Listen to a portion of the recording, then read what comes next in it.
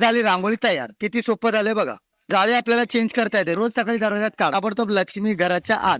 पावला पावलाने झटपट ताडापुढे पाटापुढे देवापुढे देवघरात आतमध्ये बाहेर पुढे काढत बसा रांगोळी. ताडापुढे पाटापुढे देवापुढे देवघरात आतमध्ये बाहेर पुढे काढत बसा रांगोळी. संकटाला दूर ठेवायचं. संकटाला दूरच बाई ठेवायचं.